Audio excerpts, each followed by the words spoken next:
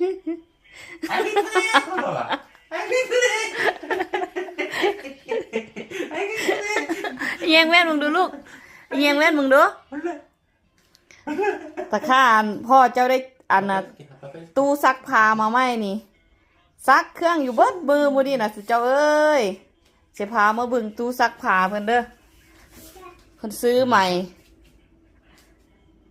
2 ชั้นทางล่างเป็นตู้ซักทางอันเทิงคันแม่นนั่นน่ะตู้อบแห้งเลยแห้งแล้วก็เอาไปพับเอาไปใส่อันน่ะตู้ไว้คือเก่าเนาะแม่นบ่